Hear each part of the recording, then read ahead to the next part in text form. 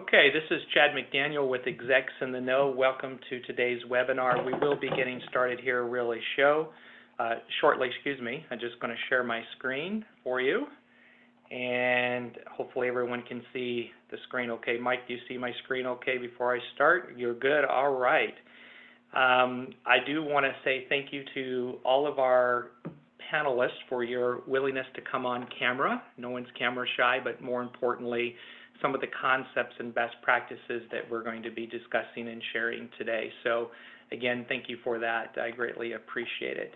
Let me just, all right. Okay, just a couple more minutes before we get everyone to join in here, and I'll get started. All right, it's connected. Hope everyone's having a good day today, whatever part of the world or country you're in. Good afternoon, good morning. We're going to talk a lot of things today about self-service, IVRs, IVAs, some bots, VAs components. I brought some experts along, and I'm definitely going to look forward to your questions and your participation for today. Okay, I'm going to start. My name is Chad McDaniel. I'm president and founder of Execs in the Know. For you that are not familiar with Execs in the Know, we have really been an advocate for the customer leader, such as yourself, a best practice sharing community, what we call leaders learning from leaders. And there's a number of ways that we enable that capability. I'll share that in a few slides here shortly. Today's agenda is we're going to have 45 to 60 minutes of discussion and then some Q&A. The presentations will be made available to you tomorrow, so everything we say in the recording and the slides that we'll be presenting will be shared tomorrow. You'll get a link from Zoom with those details. I would ask that you please share that with your community, with your network, as we're trying to really fast forward the learning and the sharing as a community right now based on current conditions. As I mentioned, Execs in the Know, if you've not been to our website, I encourage you to go to our website, execsintheknow.com.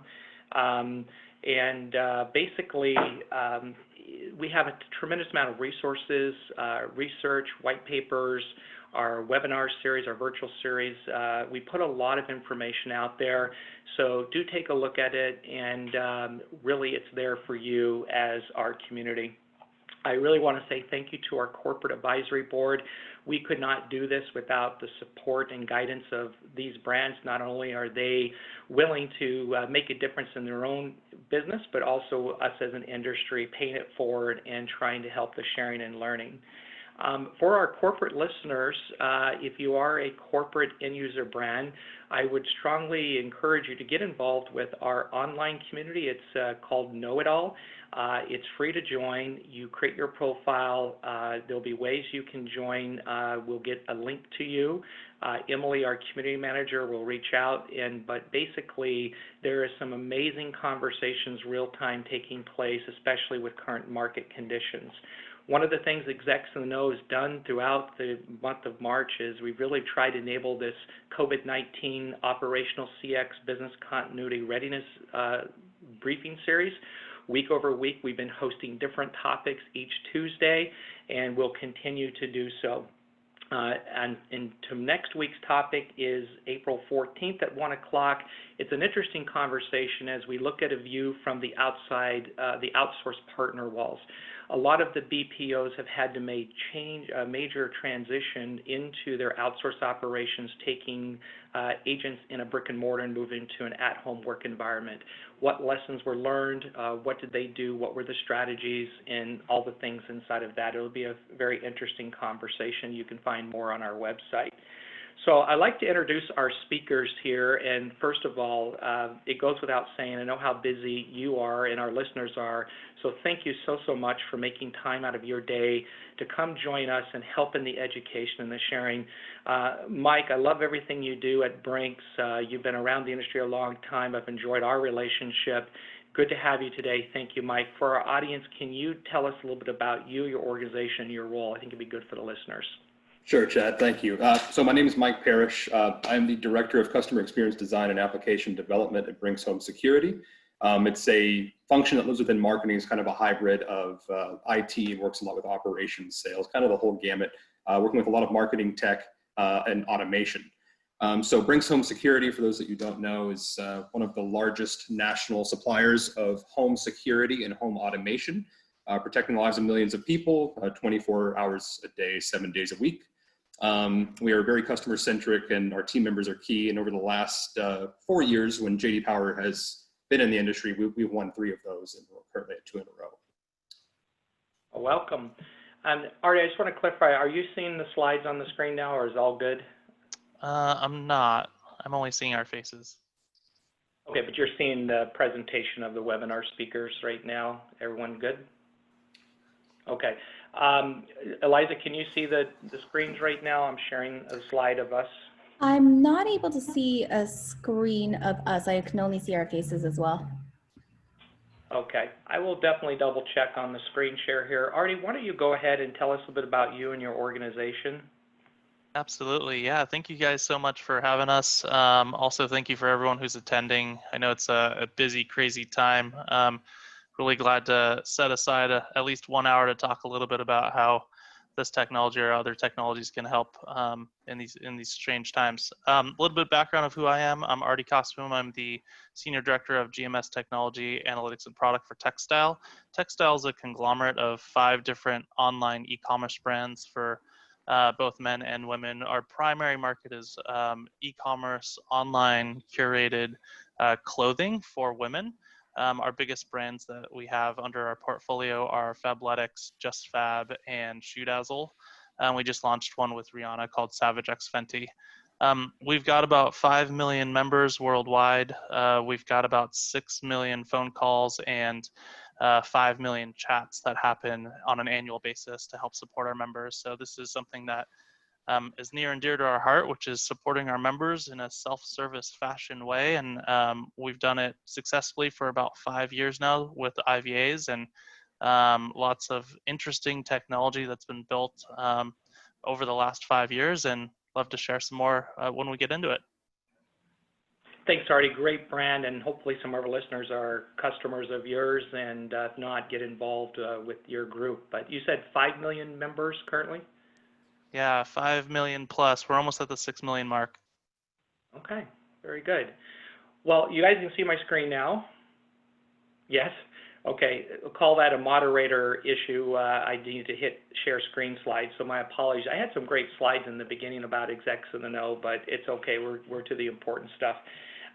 Eliza, thank you for joining us. Gladly has been a wonderful partner of execs in the know in our community. We have so many people that use your products and services, but a little bit about your role in the company too.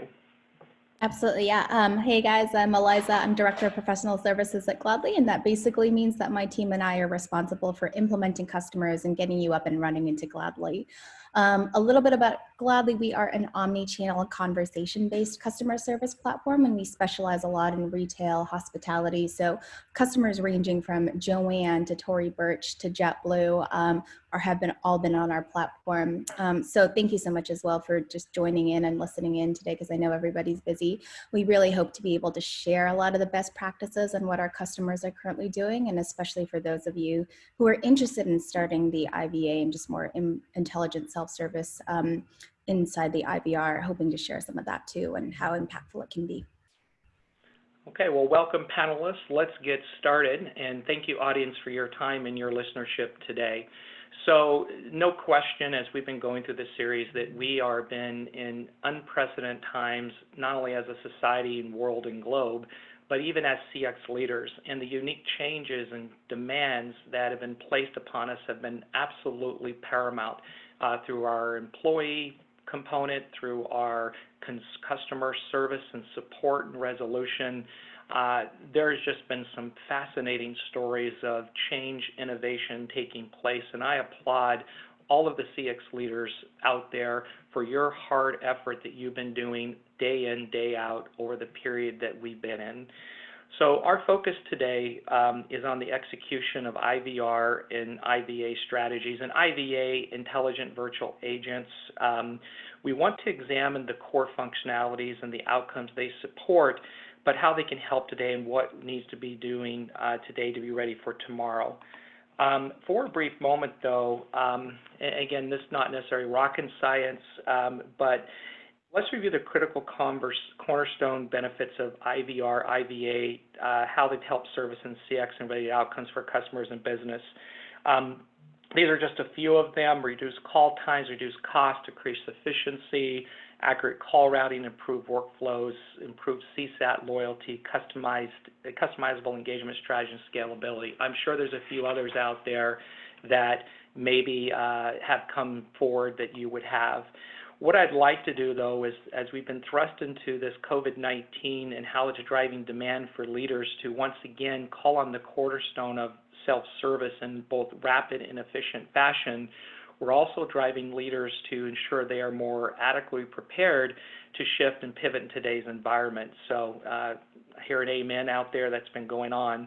I'd like to cover really two topics that we brought this into, two main areas, and I'll lay them out, and we'll sure cover them in detail. So optimizing your IVR, which is extremely important through some of the conversation we're going to have, and then some IVA benefits and considerations, the IVA journey map and what that could look like. But what I'd like to do is I want to start out with an audience poll question. I'm going to go ahead and launch a poll right now just to get us set.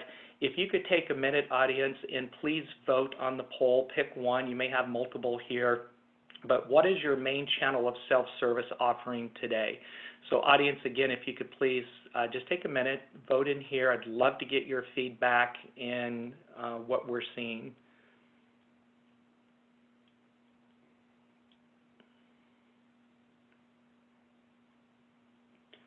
Just take about 10 more seconds, please. So if you could quickly just vote. The voting's still taking place. So again, I appreciate the audience taking a minute.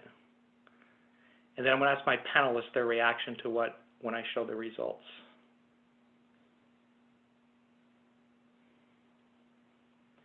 Okay, well, let's go ahead and close it down, and I'm going to share the results. Can you see the results, folks? Artie? Yeah, definitely can see it. Okay. We had a little bit of a conversation before this. The virtual assistant, 29%, is interesting, and we'd like to hear from those people. I had said I felt probably IVR phone systems would come in first, or chatbots, one of those two. I don't know. Is there any other general reaction? Yeah, I think I had the same reaction. I thought chatbots and online FAQ and knowledge bases were going to be the leaders in the pack here, but I'm surprised in a very pleasant way to see virtual assistants.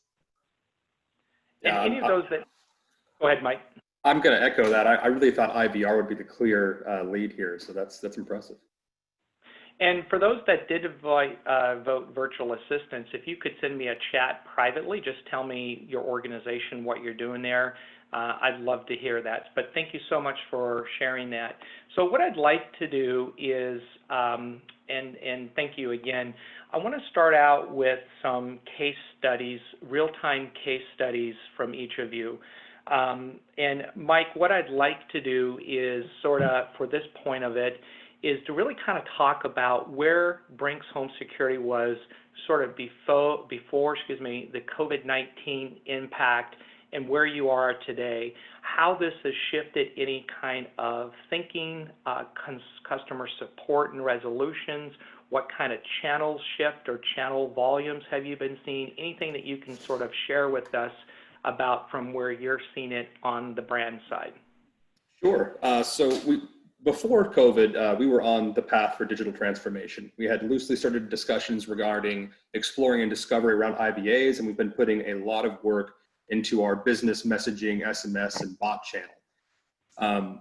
So what we've noticed as this has progressed is obviously, while we're still up and running, we're having to move to more of a remote structure, as most are. And in that, we're seeing shift from our digital capability as far as people moving from the more analog and used to structure of phones. So traditionally, our industry is very much phone driven. For those of you who own a security or home automation system, I think you'll be aware of that. So what we've been working forward to is moving to something more asynchronous, And around just before COVID became larger in our area, we had integrated our SMS platform with our IVR system, which is helping drastically with that natural move to an asynchronous channel. So naturally, we're seeing, like this month, for example, our SMS usage as a main source of communication has more than doubled in volume.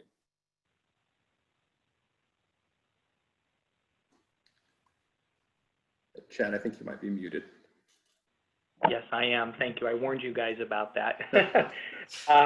Mike, interesting on that. How are you guys handling that change in volume piece or addressing that last piece? As far as the move to digital, we've been preparing for it, thankfully. So it's kind of a natural shift right now. We're just now getting to the point in capacity where we're having to look at expanding the team that handles those. So we have a mix of bots and digital agents that work hand in hand with each other. The bots handling the more highly repetitive, automated that lend themselves towards automation, whereas the agents we're trying to reserve more and more for more complex structure. So it's working very nicely thus far and giving us that breathing room and time to really explore our next steps with IVA and a business case there. Excellent. Mike, Mark, thank you for reaching out. Just a quick question to you, Mike, from Mark. How did you integrate the IVR with SMS? That's a good question, I hear. Yeah, so it's really a simple API integration. We have Avaya as our IVR structure, and we have Quick as our platform. They've got a multitude of dev docs that'll help you do that. It was really a pretty simple piece. So we just basically, after the intent is identified within the IVR, there's a program that inserts itself that offers the customer for us to continue this conversation via SMS at the number they're calling from, so from their ANI, should they wish. So it's just a simple offering, and we do it after intent so we know what we're routing, right? There's certain call types that naturally lend themselves to be better handled in a one-to-one ratio on a phone call versus some of those that can be a live individual on SMS versus those could be handled by a bot. Very good. We're going to get into the VA roadmap and journey, Mike, and you're going to share with us a little bit later timelines and what you guys are thinking and looking at that. So thank you so much, Mike. Artie, you're probably one of the people we know in our community that's fairly advanced in true VA, virtual assistant, IVA, intelligent virtual assistants in the community. So kudos to you and the organization. Artie, can you, for our listeners, really give us kind of a walkthrough of that current state? When we're saying IVA, what does that mean for you guys in true capability? Yeah, absolutely. So yeah, let me give you a little history of Textile and IVA and IVR and integrations. We started back in 2015 with our phone channel first. So before we decided to go down this path, we wanted to make sure that we tackled the most complex channel and also the channel that had the most volume. So back in 2015, our phone systems, our phone channel was higher than chat and email. And then this was, right before the social revolution. So social wasn't a huge channel at the time. So we decided to implement a virtual assistant through IVA, through a product that Smart Action has called or labeled IVA, which is their virtual assistant or their name for their virtual assistant. It took a little while to stand up, took about 6 months for us to understand exactly what intents we could service, self-service. Thankfully, a lot of our volume is self-serviceable. About 46% of today's volume is resolved via self-service through IVA, through our phone channel. Through the years, 2 years after that, in 2017, late 2017, we decided to go into a chatbot. We also used Smart Action at the time, same exact call flows and chat flows, same intents, same everything, but just tackling the text channel versus the voice channel. And then in recent times, in the last year and a half, we've implemented a social bot as well too. So same exact algorithms and self-service, but just delivering it across Facebook Messenger. And then also making sure that we have the ability to expand to other channels, other social channels in the future. For 2020 on our roadmap, but this might have changed now that we've pivoted and focused a little bit more about COVID-19. support and self-service. Our goal was by the end of this year to also open it up to other channels like Amazon Alexa, and having a Alexa skill to be able to have self-service so that people can initiate their Amazon Alexa to ask about their products and where their products are. And then to answer your question a little bit more, kind of piggybacking off the conversation that you had with Mike, we've noticed that for COVID-19 in recent weeks, if not the last month, that a lot of the conversations that are being had over phone and chat with our virtual assistants have been a lot longer, and also have had a lot more different individual cases. So in previous months before COVID-19, the conversations were relatively short. Someone would call in and they would just have 1 to 2 serviceable actions. But in recent weeks, we've noticed that those conversations are a little bit longer, and there's more than 2 serviceable actions. So asking, for example, for our product, where is my order? Can I get a refund, or can I get an exchange on a product? Like 2 or 3 different actions versus just 1 or 2 in the past. Artie, why longer during COVID-19, do you feel? We had an interesting perspective. Yeah, the jury's still a little bit out.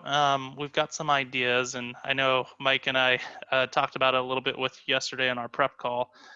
What we're thinking, at least on our side here at Textile, is that people are working from home, and they've got really more time to engage with the people who service them. So from a service industry, what we've noticed is our conversations, specifically in the virtual assistants, have been going a lot longer than normal. We haven't noticed an increase in handle time for our agents, thankfully, and we believe that the reason behind that is because we do have the robust self-service in our virtual assistants and our IVAs. If we didn't have that in place, we would assume that the conversations would go long, and that would be, as a result, longer handle time for our agents. Our assumption here is that people don't have to commute to work. They don't have distractions at work, or meetings that go over, or lack of time. If they're sitting at home and if they got an extra 2, 3, 4 minutes, they're willing to call us up and engage with us. Yeah, I'd like to just add to that I mean, we're seeing the same thing in other digital channels as well. So like I stated earlier, our SMS conversation count is doing nothing but increasing, and I think a lot of that is, to your point, Artie, we can solve our issues because we're home. But I don't know about all of you, but I'm on Zoom a lot recently, and to be able to handle something, via something that's asynchronous like that, and you're much more attached to your phone now than even previously, I think it's just increasing. I mean, we're even seeing an increase in, I think I said this yesterday, but our surveys, a lot of them are handled via SMS, and the take rate's gone up even during COVID. So it's definitely interesting. Artie, Mike, thank you very much for those real-time reflections and examples, case study stuff that's taking place. And I'm curious if any of the audience is feeling or seeing the similar things. If you are, drop a quick chat or something. I'd love to hear what you're seeing, if it's similar to what Mike and Artie are sharing. Eliza, you've been fantastic holding on here, and let's introduce you and the company, and thank you for the leadership you bring to the community also, Eliza. And I know we've got a few slides here that we're going to tee it up with. Awesome, thanks, Chad. Yeah, I think what we're really looking to send out as best practices to folks in the room, especially for some of you who, I think there were quite a few of you who did vote that a lot of what you're doing right now is just via IBR, a couple who also have no self-service yet within, within their customer experience. And we're looking to put forth some best practices here, how you can get started with intelligent automation in more of that multi-week time frame versus that multi-month time frame where you have to make a ton of investments within IVA. So what we're looking to do is just talk a little bit more about how to evolve your customer experience, especially over the phone. So especially nowadays, a lot of customers do consider customer experience to be a part of your product, your company identity, its personality, and good customer experience can really help you build lasting relationships with customers, gain referrals, which is even more important now than it has been before. So phone at this point is still a big part of that customer experience. And unfortunately, as we've all talked about right here is that it's also really costly because agents can only handle one phone interaction at a time versus be able to do it asynchronously.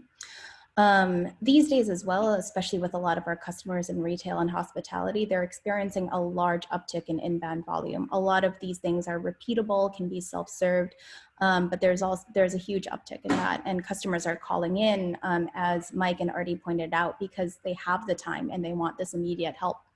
And you definitely can't keep delighting your customers and providing a lot of this great service to them while also keeping a lot of your costs down. So your IVR as a whole does need to evolve. And what we're looking to talk about here is that there's a difference, there's, as we pointed out, a difference between IVA and just an IVR data dips in general. And what we're trying to say is more just outline a few considerations that you should put in place to lay the groundwork to get an IVA up and running while also deploying to market really quickly with some of the self-service automation that a lot of you may want to implement within your customer experience. So Chad, next slide, please.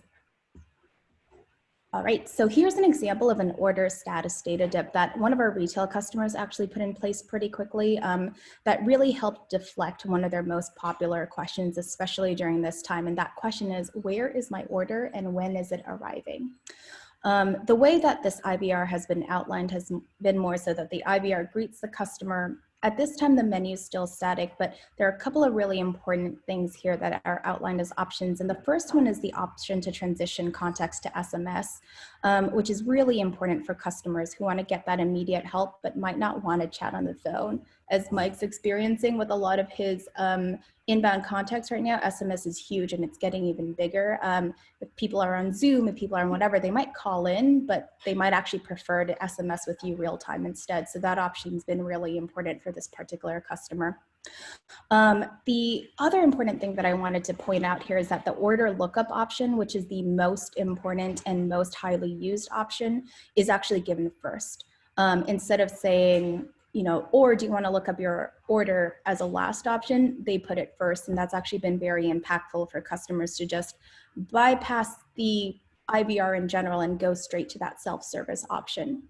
Another thing I wanted to point out is that it allows customers to look up multiple orders or go back to that main menu, but if an exception is encountered, directs them to an order specialist agent, which is very important for that routing thing. So I'll go into that error handling a little bit later, because what you don't want to do is just keep on saying error, error, error in your IVR, and instead of being able to go to agents. So these data dips in general, you know, what we found is that they're a really great first step towards automation in that multi-week time frame versus multi-month.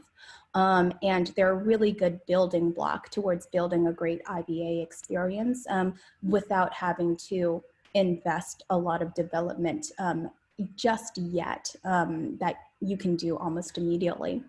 So what I want to do next is just dive into some of the best practices that our clients are currently employing. So Chad, if you can go to the next slide, please. These are mostly just building blocks for basic IVR tips that we really want to talk about. And one thing that's very important is that you have to think about your phone experience in conjunction with your entire CX experience. So first and foremost, really promoting all of your self-service content on your website, not just in your IVR, but maybe in transactional emails for orders in your website as well. If customers are searching for your phone number to call in Google, they might as well be greeted with some self-service content within your website first. Second, it's being able to advertise other channels first in your contact us page, whether it's chat or SMS or email. So don't list your phone number first as something to contact, list the other ways to contact you that other customers may actually not know about that are getting more popular, especially SMS. Third, it's offering that IVR to SMS. It's been phenomenal for some of our customers. Just a couple of points of data is that one of our customers has been able to divert thousands of phone calls a day to SMS over the course of a week, just simply with putting it in a sub option in a sub menu. And that's actually a fairly good percentage of what their voice calls are, and that's very meaningful, especially in this time. So as you start gaining more data about where customers would like to use that SMS option, it would get even more popular and usable by customers. And another one is mostly just being able to use that dead space inside the queue when a customer is in queue. So a lot of our customers have chosen to allow customers to leave a voicemail, go to SMS, or just tell them other ways of contacting you right within the queue while they're waiting. Because if they don't listen to the options or they don't choose those options firsthand, maybe after 30 seconds, 45 seconds in queue, they might want to choose something else. And that's actually been a very popular option for the customers of our customers. And those are just a few basic IVR tips that we wanted to outline. Now, Chad, if we could go to the next slide. I just want to encourage our audience, any questions or comments, or you want to add perspective, please just jump into the Q&A box or into the chat box. Let's real time this and get it to you. So I'm sorry about that, but go ahead, Eliza. No problem. Yeah, so next it's more, once you've implemented a lot of those basic measures, so a lot of those self-service content, not just within your IVR, but also within your website, IVR to SMS and some of the queue options, it's probably time to start getting more and more advanced with data dips especially, and figuring out where to start with automation. And what I've outlined here is just the way that we've consulted with our customers about how to start thinking about this automation and where exactly to start, because there's so many ways that you can find places to automate, but only certain ways where it can be super impactful for your business and your customers. So first thing and foremost is that automation can help you do a few things within the phone experience. And two of the most important ones are getting someone to the right agent and reducing transfers, or self-solving in the phone and just making sure that you can deflect a lot of calls. But one of the most important things is that it can also help CSAT as well. And you definitely want to keep that up and running, especially in this time. The first thing that we always help customers do and that we recommend they do is to start analyzing conversation dispositions across the board within the past 8 to 12 weeks. And the goal here is to try and holistically reduce volume across the board. So it's more like, what are the topics that agents applied to conversations? What was someone actually talking about? You may need to do some work here with getting a little bit more granular with topics or training agents to require them to tag something before it's closed, but definitely that disposition is where you want to start off with. Second, what we want customers, or what we advise customers to always do, is just focus on dispositions that are repeatable and manual, with a high total handle time, high transfer rates across all channels. High total handle time basically means you're spending a lot of time on something that may be potentially repeatable, and that high transfer rate could also mean that you're just not finding a good way to direct this inquiry to the right group of folks, which means that it's probably prime for optimization. And especially for self-service, you'll want to work with your development teams to understand if there are any use cases that can be addressable by performant APIs. So this is where automation really comes in, like that order lookup or changing an order, canceling an order. You want APIs that are definitely very performant with fewer than 10 to 20% exceptions, mostly so that customers can view this as a reliable way to self-serve within the IVR.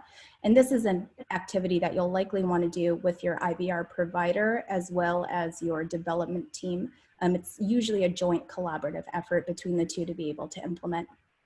And finally, prioritization is key here in the terms that you want to get something out to market quickly. So you definitely want to figure out with your development team and IVR providers, how long would it take to develop versus how much time could it potentially save you within the IVR. And when you're done kind of putting out to market, there's something where your work really doesn't stop here. You need to consistently monitor key metrics, and the ones that we always advise customers to monitor on are CSAT, handle time, transfer rate, that inbound volume, channel mix, where are customers dropping off in the IVR, and that helps you to kind of repeat this cycle of identification, prioritization, and measurement.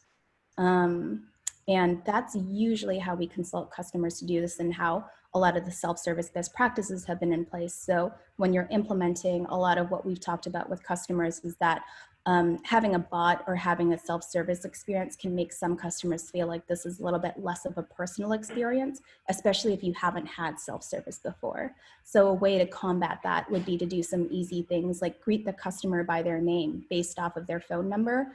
In Gladly, a lot of customers can do like a data dip inside Gladly to figure out what their first name is. Thank them for potentially being a VIP customer or being a customer since a certain time. And always allow the option to speak with an agent if an error occurred, mostly because if something wrong happened, they'll probably get very frustrated if they're given that IVR spiral of self-serve. Now, the other thing that's very important for certain customers is always to over communicate and be clear when given instructions. For example, where to find an order number, because if you aren't clear about that, this might actually result in more inbound volume and frustration. And especially when you're performing an action as well, such as like, it'll take 2 seconds for me to look up your order, or please hold on the line for this. That's very important. Might sound simple, and it's certainly simpler to implement that over communication, but very, very important. And finally, just talking a little bit more about those performant and stable APIs. They're an integral part to a positive self-service experience. You want something that's stable, you want something that's reliable, so that 50% of customers aren't going like, well, it doesn't really work, I'll just bypass this all the time. And that's super key to anything that you're putting out there for customers.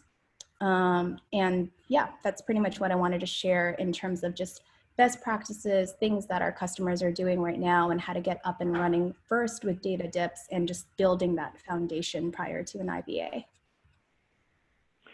Thank you for that overview, Eliza. Appreciate it. And I really broken this into 2 parts, and we've got a lot of questions to go through, and we're probably not going to get through all of them, but it's going to be very useful. We tried to handpick and select. So in the first section, some of the questions was optimizing your IVR for maximum immediate impact. And Mike, I just want to start with you. I'm going to go to the second question. How do I know where to start in terms of what I should automate intelligent within my IVR?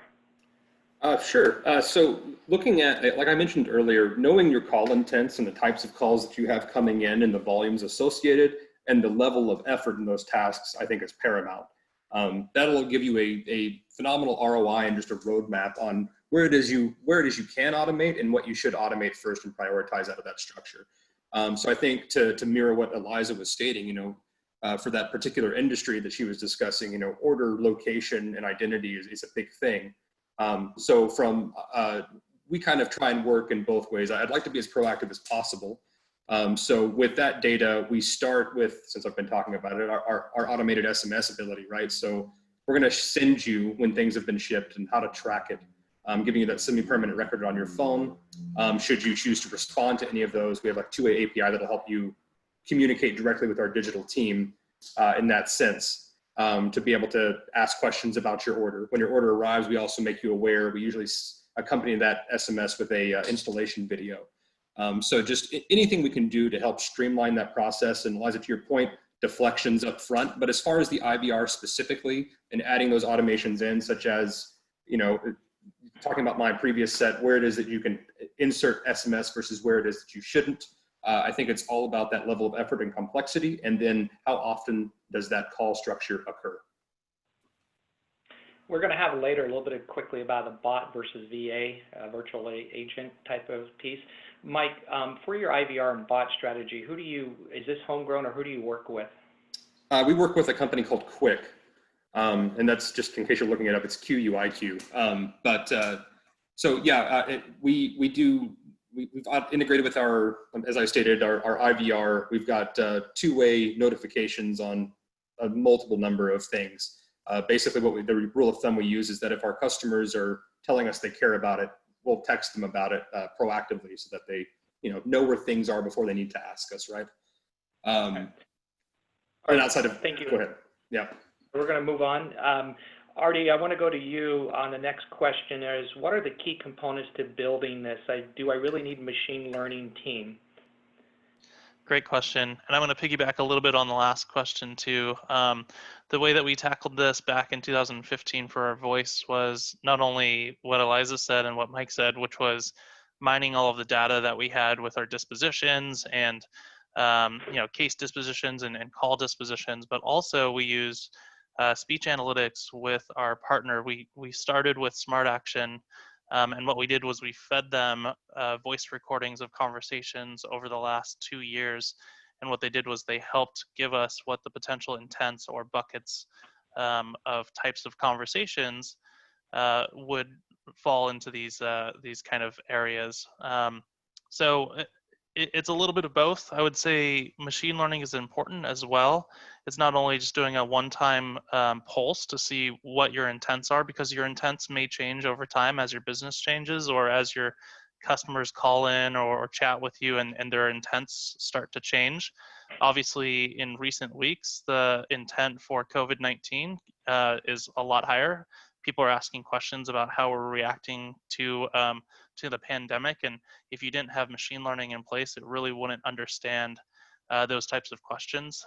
It would be a very manual process for you to have to go back and look at the dispositions and then also tag those as new intents and then create new intents within your inbound chat or call flows. So it's important to focus on machine learning. I would say don't lean on it 100%. It is definitely something that you need to monitor and maintain. There is some kind of human element that needs to go in. You need to have at least one person focusing on managing or maintaining or grooming what that machine learning is outputting. Today, we've got 11 million phone calls and chats that come in per year, and I've got one FTE, one full-time equivalent on my team that monitors all of those intents. And he does it as a kind of a part-time job. He probably spends about an hour or 2 hours a day just checking to see if there's any huge major changes. And usually there's not major changes month over month, but sometimes we'll find some sort of new thing that pops up. Thanks for sharing that specific metric, by the way. That's helpful. Already appreciate it. Eliza, on that question, is there anything you just want to quickly add? What are the key components to even building this? Do I really need a machine learning team? Do you want to add any comment?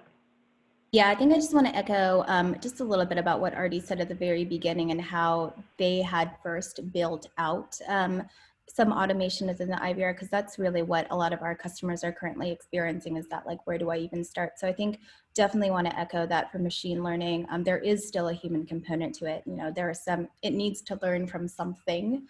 And so that's where a lot of the agent or just some of the human components come in, but definitely echo that having that data and starting on it is important, though there are certain things that you can do almost immediately before even implementing that, or while you're gathering more data, and those could be more of that kind of like bot mind frame where it's more, where's my order, where's it going, because it's something in that self-service vein well implemented is likely better than not having any self-service at all. Okay. Folks on the panel, bear with me. I'm just going to go through these questions as quickly as we can. We have a number I want to get to, and I want to get to IVA. Artie, how do I measure the performance and know what is working? Any quick thoughts on that? Yeah, I can answer this one pretty quickly, and it kind of piggybacks off of the first bullet point, which is what are my goals and immediate benefits. Falls into three categories. You mentioned them earlier. Eliza, you mentioned them as well too. One category is customer satisfaction. So you want to make sure that you have a goal for customer satisfaction, whether it's keeping it and maintaining your CSAT score or increasing your CSAT score. Same with NPS, one of those two metrics, depending on what you prefer, or maybe both. So it's a qualitative, a quality measurement. The other one is productivity of the team. So number of contacts you can deflect or reduce or self-serve, depending on positive or negative, how you want to term that. But how many total inbound contacts don't need to be serviced by an actual human or a person?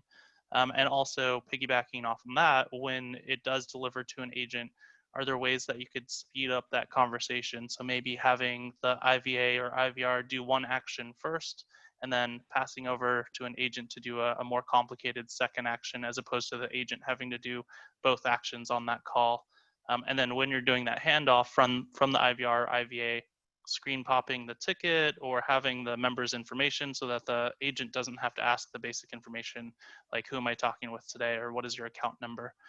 So I think those are the two kind of primary areas of focus. The one that is a little bit less known, but the one that we like to monitor on a regular basis, is making sure that from a speech analytics standpoint, the customer sentiment is good during this whole process. So customer sentiment, although it's slightly different than quality, we want to make sure that we're delivering a good experience and the person isn't self-service containing with the IVR or the IVA and then being frustrated. So potentially, creating a negative outcome versus a positive outcome, even though in the metrics it looks like we've deflected that one call.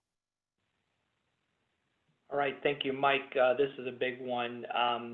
Basically, data is important as it relates to IVR. Data is important to a lot of things, everything. What do leaders need to be looking at and analyzing to help automate intelligently? I think that kind of relates back to kind of what we've been talking about already, is just, once you really can get into either, so from Artie's perspective, they used the voice analytics and passed over that data historically to start learning what all exists within their call structure. Actually, Brinks went the other way. We did text analytics. We took 3 years of our data and passed it over to a partner to just really compile a massive structure of intents and occurrences and how many of those have more than one call within 7 days, just the whole map, right? The customer journey. But I think once you have those and can start putting numbers to them, handle times, what the ROI is for elimination, and then just monitoring that what you're wanting to happen is happening. So that, as you implement these new automations, that your CSAT does remain or increase, and that your call volume and handle time either decrease or ultimately deflect.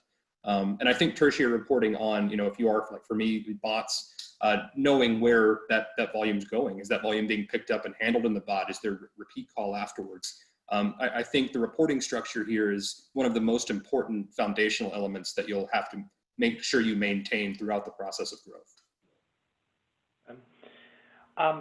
Eliza, a couple more here, and we're going to get into bots and IVAs, but Eliza, are there some examples we could share on how people are using advanced IVR to address the current business implications of the COVID-19? Yeah, for sure. I think a lot of our customers have chosen to adopt IVR to SMS, very similar to how Brinks is doing it, just more so on like where it might make sense for given sub options or like what a customer said. So it could be something like one of our customers is in more of that travel industry, and instead of going to an agent to say, here is the closest location to you right now, it's more just a text message. Whereas before, folks might be super high prioritized and like having that one-to-one relationship with the agent. Right now, they have to choose which ones to prioritize in terms of where that person-to-person contact makes sense. So definitely that is something that they've chosen as just more like an advanced route within the IVR itself. And other ones are more industry specific. I think especially for retail, what's very popular is more just deflecting the whole, where's my order, where is it located? It does make have a dependency on making sure that you have a way to get that data from a certain system into the IVR. But we found that with a lot of more of these, anything from like, Shopify, Commerce Cloud, or any of these, like usually have APIs to be able to retrieve that at the very least. So that's been a very popular addition. I think other than that, it's mostly just those kind of use cases. And in the same vein, it could be canceling an order or just understanding when you place your last order. Another customer is more like, how many loyalty points do I have? So those, it's more just based off of the dispositions that they've analyzed to put in the IVR. Mike, Artie, any other examples that people are using advanced IVR to address current business implications of COVID-19? Do you want to add in anything?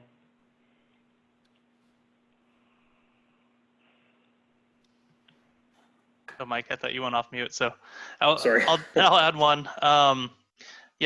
So we've noticed that there's a lot of different people who are calling in to cancel their membership. So one of the things we're doing proactively to head them off at the pass is describe to them that they can, and this is a special, we're a monthly membership, so every single month we charge our members depending on what the brand they are, but anywhere from $39 to $49 per month.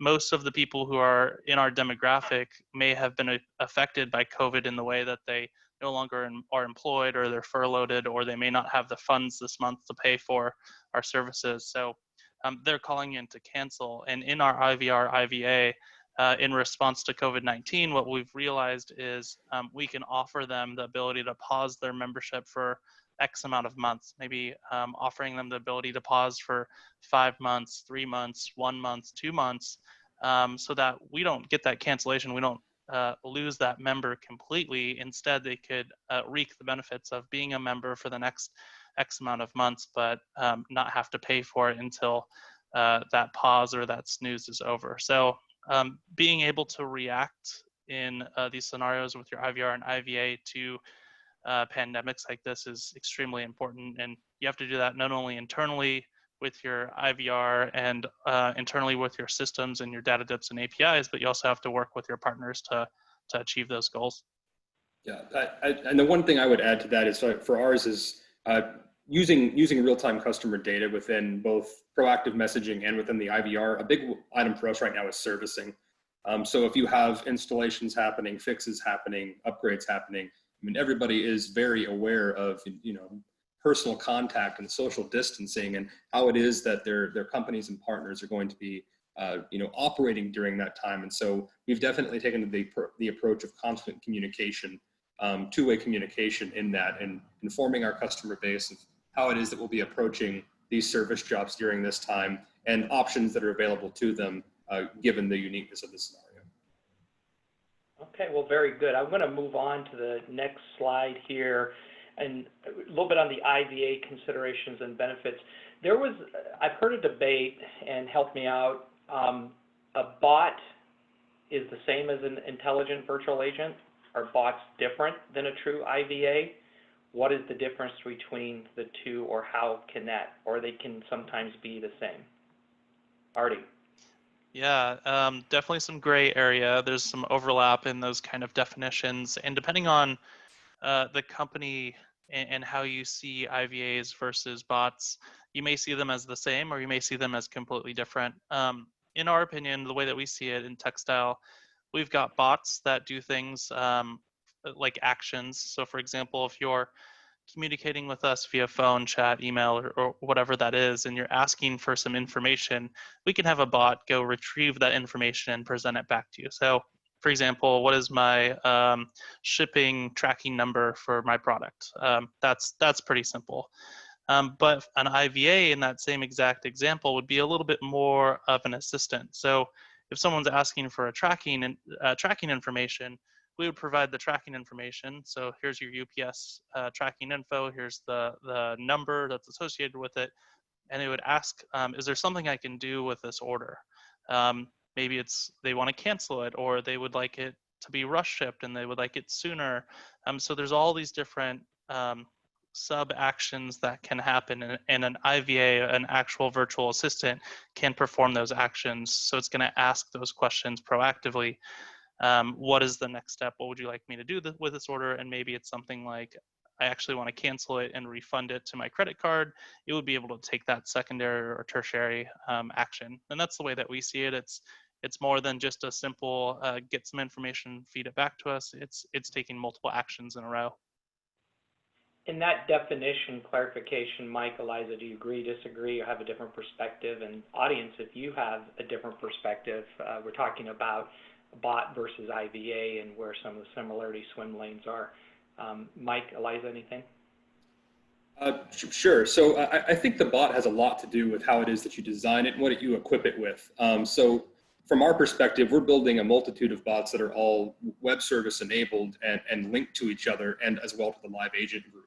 So multiples of our bots can handle multiple tasks and can loop you back to different structure, while also pushing and pulling data to make changes to your account, and of course answer questions and move you places. I think one of the big differences there is the constant sharpening of your data and machine learning for what proactively can be done within an IVA that I think makes it much more complex and follow natural language and predictive communication before you even as the user would think to ask it in some cases. I think that's the big win in level of complexity that you can get out of an IVA that you spend some real time in, like Artie has done. I think the bot solution is equally capable of some pretty cool complexities. But what I like about it a lot is that the rapid pace of customization that I can apply to it in building out my web of bots that just supports its agent base is, well, like I stated, very fast paced and has a rapid ROI. Artie, just for clarification, we're IVA section of the discussion, intelligent virtual agents. What channels have you implemented these IVAs in? Again, can you just clarify again? Yeah, so we've implemented via phone in 2015, 2017. We did chat with our chatbot IVA. And then in the last year, we did social, Facebook Messenger. We're looking to deploy Amazon Alexa later this year, early next year. And we don't have an SMS channel today, and we don't have an email channel today. And just something to note, the reason why we don't have an email channel is we actually decommissioned our email channel because we launched our phone IVA, and we found that people were getting responses and self-service faster by calling us and engaging with our IVA versus sending an email, waiting 8 hours, and getting a response by a live human. Okay. Very good. And a follow-up question to that, Artie, thank you for the very clear clarification, is when you were looking at this, what were the issues you were looking to address with IVAs? Yeah, it was three-pronged. The biggest one was making sure that we could deflect or self-serve. The second prong was lowering of handle time for agents, so having screen pop and automations. Back to Eliza's presentation about data dips on customer profile information, so that when the agent answers, they have not only a full history of past cases, but also what the conversation was with our IVA seconds before they answered. And then the last one was making sure that it didn't sacrifice our customer experience. So making sure that our CSAT scores were maintained or increased. And what we realized is that our CSAT score that we have that's specific to our IVA, we've got two different CSATs. One is a live agent CSAT. The other is the IVA CSAT. Our CSAT for IVAs is much higher than our CSAT for our live agents. So we find that our members actually would rather talk to or engage with, from a satisfaction standpoint, the self-service bots rather than having to talk to a live human about these transactional serviceable questions. Thank you. And audience, I hope you're finding this very useful. Everyone's giving some very specific, clear examples and great. Panelists also in the Q&A box. Doug has asked a question. If you could help answer that, look at that. Eliza, I'm going to, and please continue your questions, audience. Eliza, I want to go to you. Let's say, okay, I want to get started with an IVA or an IVA journey. Who are the key stakeholders to involve, and kind of what is that process? Because IVAs can be a little bit longer to implement, I guess, and they need to be part in consideration of our self-service strategy or digital strategy. So, yeah, certainly. I think in terms of first getting started, I would definitely first start off more and thought like what is identifying more of like the business need in terms of what are potentially goals that you want to see coming out of this. And that would start off a lot more with the customer experience team leadership. So having an executive sponsor there and being able to, who would be able to sponsor kind of this kind of component would be key. Likely you'll need to involve a lot of your data analyst teams just because there's a lot of data that you might want to pipe into this and everything. Also, first and foremost, making sure that you want to do this in a secure way. Of course, if you're piping data into like another vendor or doing some more machine learning analysis, it's going to involve some PII. So making sure that you're involving your IT and security teams in lockstep to ensure that you're doing this in a way that is secure and that is technically sound is really important. And I would definitely make sure that you're also involving whichever IBR provider that you're currently working with, mostly just to make sure like a lot of them might have been working together with other vendors that might be great for this type of like kind of machine learning and everything. And they might have some key vendors that they have already partnered with before. So involving them in kind of that consultation aspect is going to be important, but internally, certainly getting on board with the CX leadership team, getting on board with kind of like that data analysis standpoint about where you think you might want to focus on first, and certainly with IT and security to make sure that you're doing this in a really secure way. Very, very key. Eliza, I want to ask you, Gladly is automate with personalization, some of the custom attribute routing. What do you mean by automate with personalization? Yeah, absolutely. Great question. So one of the things that we found has been more just an experience within the IBR, which is more so like greeting the customer by their name. So Gladly is able to dip into either Gladly itself, if a customer has contacted us before, to figure out what the customer's first name might be or when they last called in, for example. And then another thing is to dip into an external source just to understand, like, well, when has this customer been a customer since? If you have very clean data around customer segmentation, you know, are they a VIP customer? Are they a new customer? Are they a good potential customer? That's a great point of personalization. So it could easily be just the greeting them, and it could also be more in terms of how you route them and how you prioritize them in terms of that personalized, automated personalization. So a VIP customer, for example, could be routed ahead of a different type of customer, or a customer who's placed an order within the past week or might have an exception to an order could be routed at a higher priority than somebody else. And that's a way to perhaps get people to the right agents at the right time in a more personalized way. Thank you for that clarification. Artie, from your experience, and Mike, I'm going to come to you next after this with Artie. What was your timelines for implementation? You mentioned that you've got the channels were phone chat, a chatbot, IVA, social, Facebook Messenger, some of these VAs. What was sort of the timeline to implement from your experience to do this? Yeah, great question. We took a kind of timed approach. We wanted to make sure that we did this in phases. So it took us about 6 months. This is back in 2015 when we launched our first one, which was voice.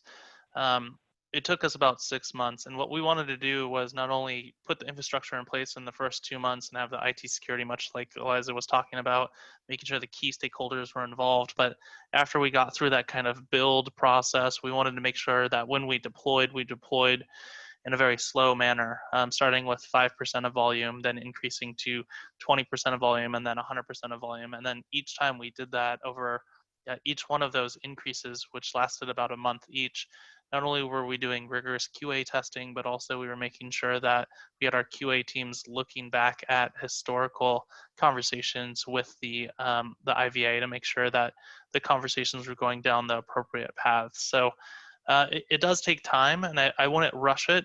You can do it. If you do rush it, you can do it in a way that doesn't have the desired outcomes. But I would recommend going forward. There's a lot of barriers that could prevent you from moving forward. What I recommend is trying it out, testing it out, but starting slow.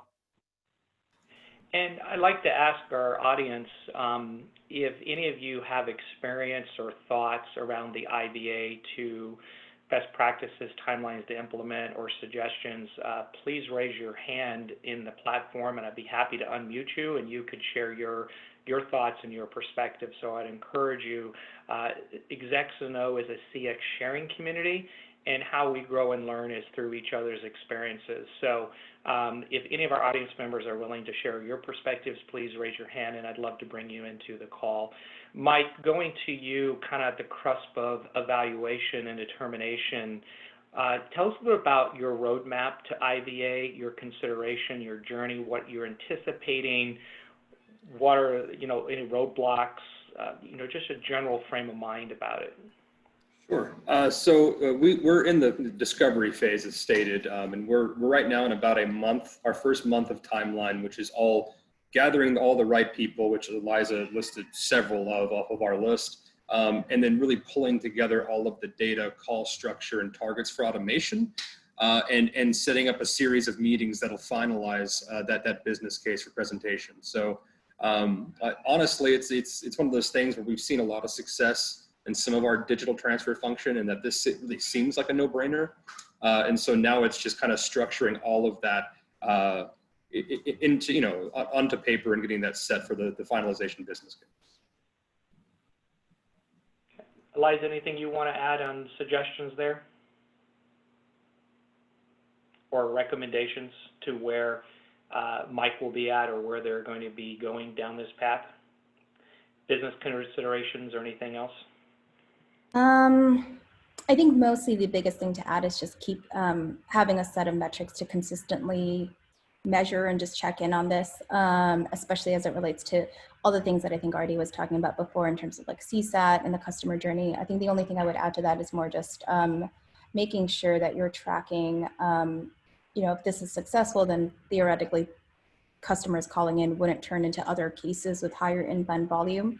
And just keeping track of where customers may be erroring out within the IVA or the IVR, where one of our customers is doing this thing with speech where they're really tracking whether or not speech was able to be recognized and routed to the right agent.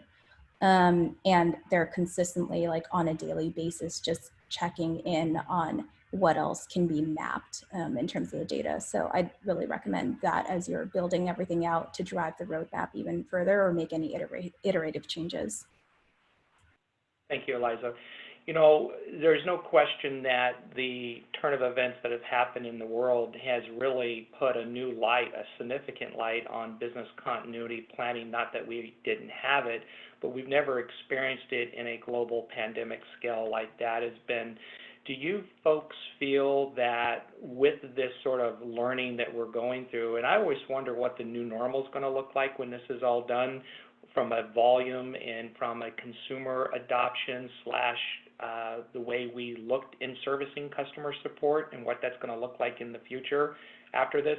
But my question is, do you feel this is going to shed a new light on IVA adoption and implementation, and organizations are going to look at the increase of this component, or do you feel it'll be business as usual? Yeah, I've got a lot of opinions on this, and great topic, especially in current times. I think the biggest thing here is to know your membership or your customers, know your audience. Obviously, don't implement an IVA if you want to portray that one-to-one relationship, that level of empathy. If your brand is selling something where you could call us and contact us and talk to a real human at any time, if you were to put this in place, it may be off-putting. You may get a negative response from your customers. But inversely, I think in current times, people are really interested in using self-service tools instead of having to wait a very long time, because we all know that a lot of the services that we take for granted now that COVID-19 has happened, the wait times and hold times, I'm thinking, hospitality and travel industry, they're impacted with way too many phone calls and they can't service people quick enough. So if they had an IVA in place to be able to service their customers almost instantaneously without having to wait 10 minutes, 20 minutes, that's a huge plus. And that's something that we should all be focusing on, especially with disaster recovery and making sure that if something like this ever happens again, we have something like this in place so that we could service our customers without having to force them to wait too long. Good perspective. Thank you. Mike, Eliza, anything on that? Yeah, I think just to add a little bit more, certainly I think introducing more of the IB and automation, like I really like your point about knowing your customer base, right? I think just in addition to this, like what I predict happening is more just as companies start developing some of this, there's certainly ways to potentially use this as like an alternative option for customers while still giving them the ability to speak to somebody. So I'm thinking more just like for your VIP customers, if there's like a VIP only line, having this as an option in addition to talking with somebody is probably what I see at least a lot of our kind of higher end retail customers going through. So that's what I think, similar to kind of that remote working thing where companies may start actually becoming more remote in the future. I think having automation within IVRs, even for high touch customers, may be an option that's coming out, but only an option instead of the only thing. Yeah, I mean, just to add to that, I think we're going to see just a surge in overall one-to-many asynchronous and automated digital expansion. IVA will be part of that. I think bot expansion will be part of that. I think a remote workforce that uses tools like SMS and chat, you'll see an expansion in multiple industries. And honestly, I think it's great. I mean, being able to put the cream of your crop of your agent base to talk to more than one customer at a time and just expand that touch point does nothing but boon for your CSAT, right? So, I mean, happier customers that are taken care of quicker. I mean, overall, I think while this is a really rough time for us, just as a nation, it's something that's going to see some really nifty growth in the future in how it is we do business and interact with each other. Well, I promise you this, I'm glad this is recorded. In 2 to 3 years from now, I'm going to pull this prediction out of the vault, the time vault, and see where we ultimately have been from what you said and what we've done. We did that recently in one of our events back in 2010. We asked people what they felt customer service support resolution would look like in 2020. It was fun to watch what they said 10 years ago. So I got a couple more quick questions here, and then we're going to turn to anything from the audience. One thing, Artie, I wanted to make sure we get in there is the customers, the actual customers. Have they adopted the IVA interaction? I think you mentioned earlier more time on the hands and whatever else, but are you finding any issues there? I guess it's all how it's approached, but. Yeah, great question. So we launched in 2015, and 2015 was a very different time. We were an early adopter of virtual voice assistants, and I would say back then it was a slower adoption rate. People were saying, so we haven't, to Eliza's point, we don't allow them to be in what we call IVR prison or virtual assistant prison, which is kind of repeating the, oh, I didn't get that, try again, I didn't get that, try again too many times. So we allow them to fail out after a couple of attempts. It's actually after 2 attempts.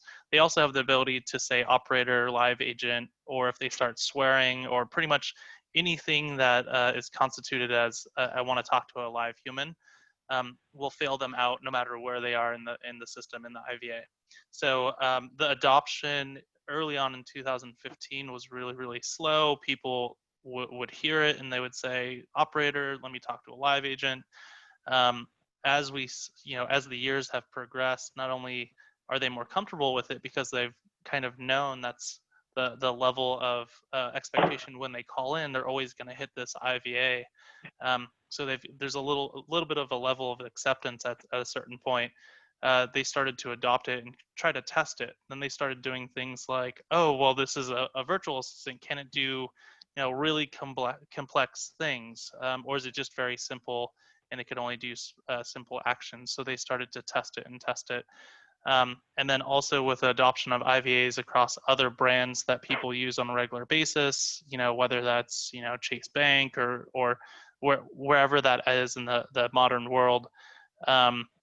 Since that has been happening over the years, we've seen more and more adoption with our IVAs because people are just more accustomed to trying to self-serve themselves before having to talk to a live agent. So that's increased over time. In recent years, in last year, 2019, we had 46% self-service containment rate over our voice channel. In 2015, we started about the 20% range. So it's increased from 20% to almost 50% in 5 years. Wow, great metric. Thank you. Let me ask you a couple quick ones, and then we're going to wrap this up. Artie, what are the major differences between build your own versus buy from a partner? Any major differences or call out on that, DIY or select a partner? Yeah, that's a great question. If I were new to the game now and we didn't have something and we needed to deploy something, especially if it was under a tight time frame, I would say buy from our partner to start with, so that you could kind of get your toe wet, understand how it works, understand machine learning. You don't have to build out internally a machine learning algorithm. You don't have to build out, in addition to the APIs that you have to build out all these robust call flows by yourself without expert support and help. But if you were thinking about building one versus buy, I would recommend figuring out, and this is to Eliza's point earlier, exactly what the dispositions are today, what the intents are, what the potential ROI is, and starting slow. It's a much longer journey. If you were to build, in my opinion, it's going to take you months, if not quarters. If you were to buy, it's going to take you, months, hopefully 1 quarter or less. So yeah, there's the difference is, do you want speed or do you want to really own the full experience? And also when you're building your own, it may come at a cheaper permanent cost or a cheaper reoccurring cost, but it may come at a very high implementation cost because you have to get the experts all in one room and spend a lot of time and energy and money making sure that those experts build out the perfect ecosystem. So my recommendation is buy, especially if you're starting from scratch. But if you already have all of those intents and you have the capabilities and the resources internally and the time to do so, definitely focus on the build side. Good question.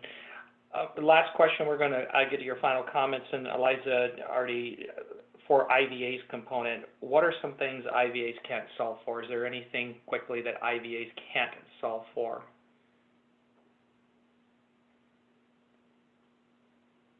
Obviously, you got to know your customer. Yeah. You got to know your brand.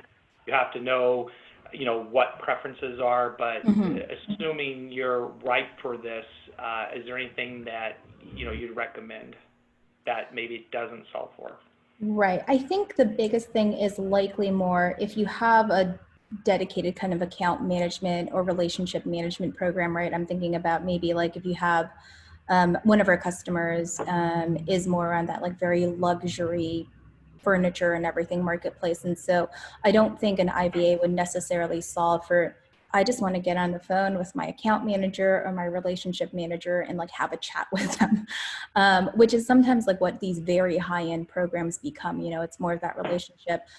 So in that sense, I don't really think that an IVA would really solve that in particular, but certainly it can solve a lot of different use cases, which is more that like recommendations and being able to conduct certain actions that are more automated, but the dedicated account management, relationship management program, and like especially if that's something that your company is really well known for, definitely want to make sure that you still keep that level of human touch instead of fully automate that. Yep, totally agree. Can't really automate white glove service, high contract value. If you're a software as a service and you're supporting software and you're reporting bugs and things like that, it can't really help with resolving cases or pushing cases forward, especially in those kind of one-on-one relationships that Eliza was mentioning. I think the other area that's a misconception is that it could solve for all of your FAQ needs. Sometimes it can support with FAQs, but if you're thinking about a voice bot and you're trying to read back an FAQ that can be pages long, you don't want to read back to a customer or a member 3 pages worth of content verbally and kind of get them into that IVR prison. So you kind of have to think outside the box for those. Of course, if you're in the chatbot experience, you could provide them with a link to an FAQ page, but if you're in the voice channel, it's not as easy to solve for those types of issues. Very good. Well, panelists, thank you. And I'm just going to leave the final comments, and I'm going to close and take our audience to the homepage of our site to just a couple of reminders and resources that are available to everyone. My final question to each of you, and panelists, thank you again for everything, would be in a minute or less, just sort of some wisdom. What would you want to ensure you undertake when utilizing IVRs and IVAs? We've had a lot of conversation today, but is there just any lasting impression, best practice, really want to reiterate to the listeners that will be listening to this recording post-event? Words of wisdom. Mike, let's start with you. So mine would be the data foundation, really correlating the intent data and what's coming in and what you can target, what you can't, and then correlating that to your CSAT data. When you make those changes, how is your customer responding? I think that is the foundation for any digital change we've made, be it IVR, bot, and beyond. Very good. Mike, I had a couple of texts that came into me wanting to know the name of your cat that was on the screen during the recording. Beautiful cat, by the way. Oh, thanks. His name's Bear. He's got giant paws, so we named him Bear after Max Bear, the pugilist. He looks like a bear. Eliza, words of wisdom, any final comments? Yeah, I think other than what everybody has said already, probably on the more agent or internal side, just making sure that you have a great change management program with this internally. Positioning this in something in the IVR is like something where automation is going to help make their jobs better, more interesting, more, you're handling cases that are not just, I'm going to click a button and send you this order tracking, like it's like actual real human interaction with real problem solving. So I definitely really make sure that you invest in that change management program, especially as you're rolling this out, and especially seeing that this is like a multi-month program with a lot of iteration that might be needed. Definitely something to consider. Perfect. Artie? Yeah, wow, Mike, Eliza, great answers. I'm going to go a little different direction, but use your resources. So internal resources, don't build this in a silo. Use your IT security, use your internal developers to help with APIs, build that foundation, but also external as well too. Use your partners that you currently have for your IVR, for your CRM. They may have partnerships, but also, and this is probably the best segue ever to you, Chad, but use your community of experts to ask. People have gone through this journey before, and people are going through it right now, and people are thinking about going through it in the next upcoming months. And ask them questions, ask them on community forums, ask them what works, what doesn't work, so that you don't fall down those same pitfalls. Well, I can't say thank you enough, Mike, Eliza, Artie, for all of your leadership and your continuation of excellence in this industry. Execs in the Know is about 12,000 members strong of CX leaders, so definitely you're not alone. I'll just have you turn to my screen. I'll go through a couple of quick things and then we'll wrap. On our website, execsintheknow.com, we've been running this virtual briefing series week after week. If you want to listen to any of the previous recording, they're all there. You can watch them. I encourage you to stay informed, stay educated, stay close. I hope you'll join us for next Tuesday, A View from Inside Your Outsourced Partner's Wall. It's got a unique take to it and twist, and you can register now by clicking on that particular button. And then the last thing goes as far as the active conversations going with the online community. We are posting a lot of resources here.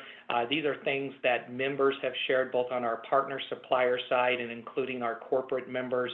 So as you look through these are available. If you have additional resources that you would like to add to our real-time posting, please send it with us. We'll look at it and hopefully we can add it to there. So on behalf of myself, Chad McDaniel, I want to say thank you again for your time. Best of luck with the rest of your week. God bless you guys. See you next Tuesday. Thank you, Eliza, Mike, and Artie for your leadership. Have a great rest of your day. This now concludes Thanks, everyone. Thanks, Thank you, everyone. guys.